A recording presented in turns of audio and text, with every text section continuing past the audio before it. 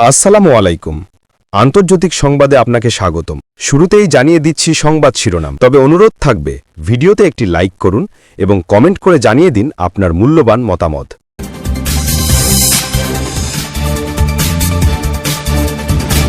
ট্রাম্পের যুদ্ধবিরতি প্রস্তাবে পরিবর্তন, ক্ষুব্ধ সৌদি সহ আরব দেশগুলো।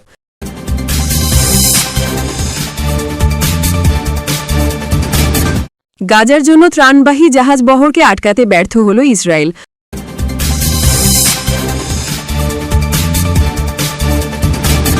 বিক্ষোভে উত্তাল আজাদ কাশ্মীর, নিহত এক।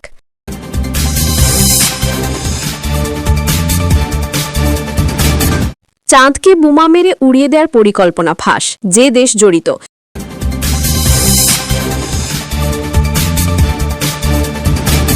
মার্কিন জাহাজে ফের হামলা চালানোর হুমকি হুতির।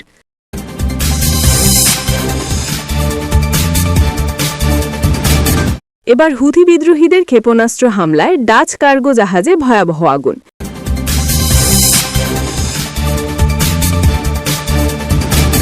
এবার বিস্তারিত খবর। ট্রাম্পের যুদ্ধবিরতি প্রস্তাবে পরিবর্তন, ক্ষুব্ধ সৌদি সহ আরব দেশগুলো। ফিলিস্তিনের অবরুদ্ধ গাজা উপত্যকার যুদ্ধবন্ধে গত সোমবার ২০ দফার যুদ্ধবিরতির প্রস্তাব দেন যুক্তরাষ্ট্রের প্রেসিডেন্ট ডোনাল্ড ট্রাম্প। এতে সমর্থন জানান ইসরায়েলি প্রধানমন্ত্রী বেঞ্জামিন নেতানিয়াহু। ট্রাম্প ও নেতানিয়াহুর এই বৈঠকের আগের সপ্তাহে ৮ আরব ও মুসলিম দেশের নেতার সঙ্গে বৈঠক করেন মার্কিন প্রেসিডেন্ট। সেখানে তারা ২১ দফা নিয়ে আলোচনা করেন। এরপর আরব নেতারা জানান ট্রাম্পের সঙ্গে যে আলোচনা হয়েছে এতে ধারণা করা হচ্ছে গাজার যুদ্ধ বন্ধ হবে। তবে আরব ও ইসলামিক নেতাদের সঙ্গে ট্রাম্প যেসব দফা নিয়ে আলোচনা করেছিলেন সেগুলোতে বড় পরিবর্তন এনেছেন ইসরায়েলি প্রধানমন্ত্রী নেতানিয়াহু। ট্রাম্পের সঙ্গে সোমবারের বৈঠকের আগে শেষ মুহূর্তে এসব পরিবর্তন আনেন তিনি। আর এসব পরিবর্তনে সৌদি আরব, তুরস্ক, জর্ডান এবং কাতার সহ অন্যান্য দেশগুলো ক্ষুব্ধ হয়েছে বলে বুধবার ১ অক্টোবর এক প্রতিবেদনে জানিয়েছে সংবাদ মাধ্যম মিডল ইস্ট মনিটর। আরব আলোচকদের দুটি সূত্র সংবাদ মাধ্যমটিকে জানিয়েছেন, হামাসকে যুদ্ধবিরতি প্রস্তাবের যে খসড়া দেওয়া হয়েছে এটি আরব মুসলিম নেতাদের সঙ্গে সমন্বয় করে তৈরি করা ট্রাম্পের খসড়ার চেয়ে অনেকটাই ভিন্ন। তারা বলেছেন, প্রথমে এটি ছিল একটি যৌথ প্রচেষ্টা, কিন্তু এখন এই বিষয়টিকে ইসরায়েল শান্তির পরিবর্তে শুধুমাত্র নিজেদের নিরাপত্তার টুল হিসেবে ব্যবহার করছে। সবচেয়ে যে পরিবর্তনটি নেতানিয়াহু এনেছেন সেটি হল ইসরায়েলি সেনাদের গাজা থেকে প্রত্যাহার করার বিষয়টি। সেনা প্রত্যাহারের ক্ষেত্রে নেতানিয়াহু কিছু শর্ত জুড়ে দিয়েছেন। এছাড়া প্রত্যাহারের নির্দিষ্ট সময়সীমাও উল্লেখ করা হয়নি। এখন যে চূড়ান্ত প্রস্তাবটি তৈরি করা হয়েছে সেখানে ইসরায়েলি সেনাদের প্রত্যাহারের বিষয়টি সম্পূর্ণ হামাসের নিরস্ত্রকরণের সঙ্গে যুক্ত করা হয়েছে। অর্থাৎ হামাস নিজেদের নিরস্ত্র না করলে দখলদার ইসরায়েল তাদের সেনাদের গাজা থেকে প্রত্যাহার করবে না। মার্কিন সংবাদ মাধ্যম অ্যাক্সিওসকে যুক্তরাষ্ট্রের এক কর্মকর্তা জানিয়েছেন, সেনাদের প্রত্যাহারের বিষয়ে হামাস কোনো পরিবর্তন চাইলে সেটি বিবেচনা করা হবে, কিন্তু প্রস্তাবে বড় ধরনের কোনো পরিবর্তন নিয়ে আলোচনার কোনো সুযোগ নেই। সূত্র মিডল ইস্ট মনিটর।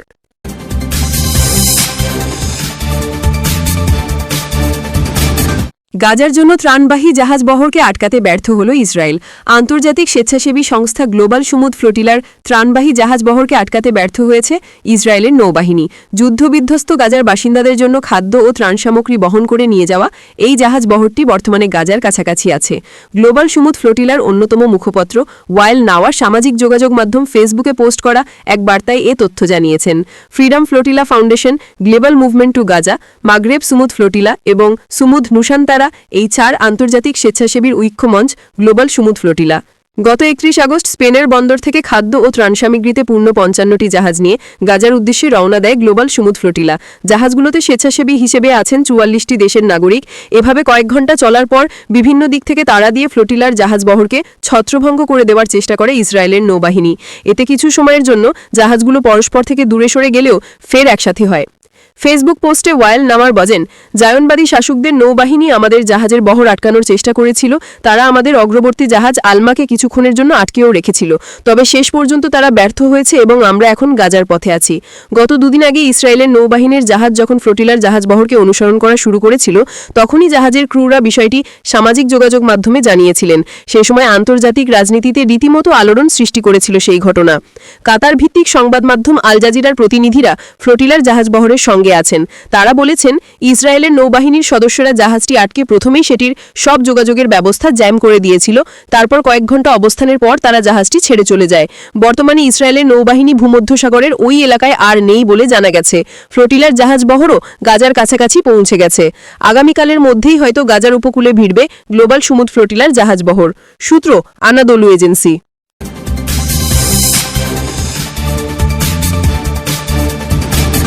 বিক্ষোভে উত্তাল আজাদ কাশ্মীর, নিহত এক।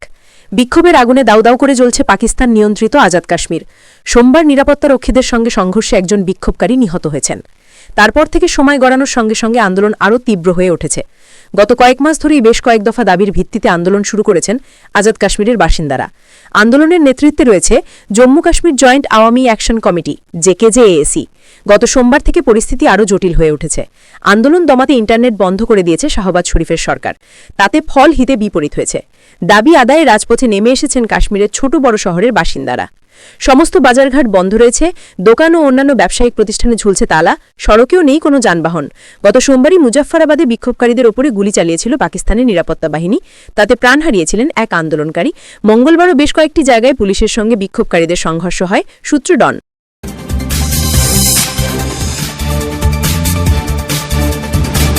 চাঁদকে বোমা মেরে উড়িয়ে দেওয়ার পরিকল্পনা ফাঁস, যে দেশ জড়িত। বিশ্বের একমাত্র উপগ্রহ চাঁদকে পারমাণবিক বোমা ছুড়ে নষ্ট করার নজিরবিহীন পরিকল্পনার তথ্য ফাঁস হয়েছে, যা তখনকার এক মহাশক্তি দেশের সামরিক প্রভাব প্রদর্শনের কৌশল হিসেবে তৎকালীন গোপন প্রস্তাবে ছিল। ওই গোপনীয় পরিকল্পনার নাম ছিল a study of lunar research flights, project A9। ৭৩ বছর বয়সী একজন বিজ্ঞানী সম্প্রতি মার্কিন একটি পত্রিকার সঙ্গে সাক্ষাৎকারে এই ঘটনায় এবার মুখ খুলেছেন।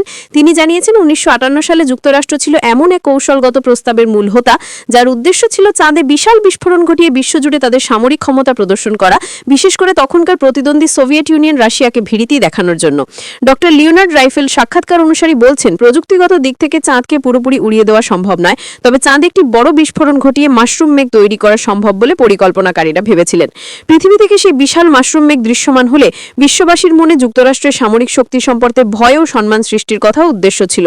ডক্টর রাইফেল আরও জানান, প্রাথমিকভাবে যে ধরনের বিস্ফোরণের কল্পনা করা হয়েছিল সেটি দ্বিতীয় বিশ্বযুদ্ধের হিরোশিমায় ব্যবহার হওয়া বোমার আকারের সমতুল্য হিসেবে বিবেচিত ছিল। তিনি তখন পরিকল্পনাকে ব্যয়বহুল ও চাঁদের পরিবেশে দীর্ঘমেয়াদী বিরূপ প্রভাব ফেলবে বলে সতর্ক করেন, তবে তখনকার কর্তৃপক্ষ তার কথায় পুরোপুরি অনড় ছিলেন না। তিনি দাবি করেছেন, পরিকল্পনাকারীরা চাঁদের যে নির্দিষ্ট বিন্দুতে লক্ষ্য নির্ধারণ করেছিল তাতে আঘাত করলে তার প্রভাব ওই বিন্দুর থেকে প্রায় ২ মাইলের আশেপাশে সীমাবদ্ধ থাকবে। তবে তিনি এও জানিয়েছেন যে কিভাবে বিস্ফোরণ বা বিস্ফোরণ ঘটানোর কৌশল বাস্তবে সম্ভব করা যেত তা পুরোপুরি ফাঁস করেননি। পাশাপাশি এখনো কোনো তথ্য নেই যে যুক্তরাষ্ট্র বা অন্য কোনো দেশ চাঁদ নিয়ে নতুন কোনো গোপন পরিকল্পনা করছে কিনা।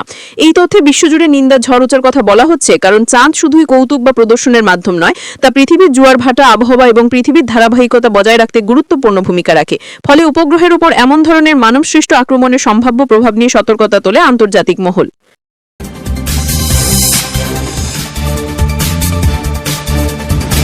এবার হুথি বিদ্রোহীদের ক্ষেপণাস্ত্র হামলায় ডাচ কার্গো জাহাজে ভয়াবহ আগুন। ইয়েমেনের হুথি বিদ্রোহীদের ক্ষেপণাস্ত্র হামলায় আদেন উপসাগরে একটি কার্গো জাহাজে আগুন ধরে যায়। মঙ্গলবার ৩০ সেপ্টেম্বর এই হামলার খবর নিশ্চিত করেছে ফ্রান্স ও যুক্তরাজ্যের সামরিক বাহিনী। আক্রমণের শিকার জাহাজটির নাম মিনার্ভার গ্রাক্ট, যা নেদারল্যান্ডসের পতাকাবাহী একটি কার্গো জাহাজ। গত সপ্তাহেও একই জাহাজটি হামলার চেষ্টা করেছিল ইরান সমর্থিত হুথিরা, তবে তা ব্যর্থ হয়েছিল বলে জানিয়েছে ফ্রান্সের সামরিক সংস্থার maritime information cooperation and awareness centre. স্থানীয় ইয়েমেনি গণমাধ্যমে জানানো হয়েছে, হুথি নিয়ন্ত্রিত এলাকা থেকে একটি ব্যালিস্টিক ক্ষেপণাস্ত্র ছোড়া হতে পারে। যুক্তরাজ্যের মারিটাইম ট্রেড অপারেশনস ইউকেএমটিও এবং বেসরকারি নিরাপত্তা সংস্থা অ্যামব্রি উভয়ই এই হামলার সত্যতা নিশ্চিত করেছে এবং আক্রান্ত জাহাজ হিসেবে মিনার্ভার গ্রাক্টের নাম উল্লেখ করেছে। যদিও এখনো পর্যন্ত হুথি বিদ্রোহীরা আনুষ্ঠানিকভাবে এই হামলার দায় স্বীকার করেননি, তবে সাধারণত তাদের এ ধরনের দাবি জানাতে কয়েক ঘণ্টা বা কয়েকদিন সময় লাগে। জাহাজটির মালিক আমস্টারডাম ভিত্তিক কোম্পানি স্প্লিটেনহফ এ বিষয়ে কোনো মন্তব্য করেননি। এখনো স্পষ্ট নয় কেন হুথিরা টানা ২ বার মিনার্ভার গ্রাক্টকে নিশানা বানালো। প্রসঙ্গত, হুথি বিদ্রোহীরা এর আগেও ইসরায়েল এবং ইসরায়েল সংশ্লিষ্ট জাহাজে ক্ষেপণাস্ত্র ড্রোন হামলা চালিয়েছে। তারা দাবি করে, গাজায় চলমান ইসরায়েল হামাস যুদ্ধের প্রতিবাদে এবং ফিলিস্তিনিদের প্রতি সংহতি জানিয়ে এসব হামলা করা হচ্ছে। তবে মার্কিন নৌবাহিনীর তত্ত্বাবধানে পরিচালিত জয়েন্ট ম্যারিটাইম ইনফরমেশন সেন্টার জানায়, মিনার্ভার গ্রাক্ট জাহাজের সঙ্গে কোনো ইসরায়েলি সংশ্লিষ্টতা নেই।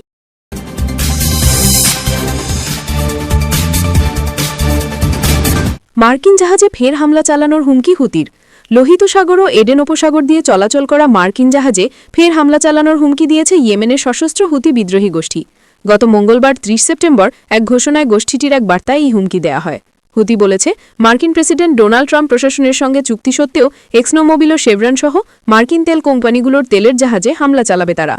এর আগে যুক্তরাষ্ট্রের সঙ্গে ৪ মাসের যুদ্ধবিরতি ভেঙে ১৩টি মার্কিন কোম্পানির ওপর নিষেধাজ্ঞা জারি করে হুতি। মঙ্গলবার ৩০ সেপ্টেম্বর হুতি নিয়ন্ত্রিত হিউম্যানিটেরিয়ান অপারেশনস কোঅর্ডিনেশন সেন্টারের এক বিবৃতিতে বলা হয়, নিষেধাজ্ঞার তালিকায় ১৩ কোম্পানির পাশাপাশি ৯ ব্যক্তি ও ২টি জাহাজকে অন্তর্ভুক্ত করা হয়েছে। প্রতিষ্ঠানটি তাদের ওয়েবসাইটে জানিয়েছে নিষেধাজ্ঞার তালিকায় থাকা মার্কিন কোম্পানিগুলোকে সামরিক নীতির আওতায় মোকাবেলা করা হবে। ঘোষণাটিকে কনকো ফিলিপস ও ডায়মন্ড শিপিং সহ মার্কিন তেল কোম্পানিগুলোর জন্য একটি পূর্ব সতর্কতা হিসেবে বলে মনে করা হচ্ছে। এই কোম্পানিগুলোকে হুতি শত্রু বিবেচনা করছে এবং এখন থেকে আক্রমণের ঝুঁকিতে থাকবে। গোষ্ঠীটি জানায় ফিলিস্তিনিদের প্রতি সংহতির অংশ হিসেবে এই হামলা চালানো হচ্ছে, যার জবাবে যুক্তরাষ্ট্র ও যুক্তরাজ্য হুতির উপর যৌথ সামরিক অভিযান শুরু করে। তবে 7 সপ্তাহ ধরে হাজারের বেশি বোমাবর্ষণের পরও সুবিধা করতে না পেরে চলতি বছরের মে মাসে ট্রাম্প প্রশাসন হুতিদের সঙ্গে একটি শান্তি চুক্তি স্বাক্ষর করে। কিন্তু 5 মাস পর চুক্তি ভঙ্গ করে গত সেপ্টেম্বরের শুরুতে যুক্তরাষ্ট্র হুতিদের উপর ব্যাপক নিষেধাজ্ঞা আরোপ করে। প্রেসিডেন্ট ডোনাল্ড ট্রাম্প একে ইয়েমেনে ইরান ঘনিষ্ঠ গোষ্ঠীর বিরুদ্ধে সবচেয়ে বড় মার্কিন পদক্ষেপ বলে উল্লেখ করেন। মার্কিন অর্থ মন্ত্রণালয় জানায় নিষেধাজ্ঞায় গোষ্ঠীটির 32 ব্যক্তি ও প্রতিষ্ঠান এবং 4টি জাহাজ অন্তর্ভুক্ত করা হয়েছে। অভিযোগ অর্থ সংগ্রহ, চোরাচালানো, হামলায় সম্পৃক্ত থাকা। এতে কিছু চীনা কোম্পানিও ছিল যারা হুতিদের সামরিক সরঞ্জাম সরবরাহে জড়িত বলে দাবি করা হয়। ওই নিষেধাজ্ঞার জবাবে মঙ্গলবার পাল্টা নিষেধাজ্ঞা দিয়েছে হুতি, সেই সঙ্গে মার্কিন জাহাজে নতুন করে হামলা শুরুরও ঘোষণা দিয়েছে।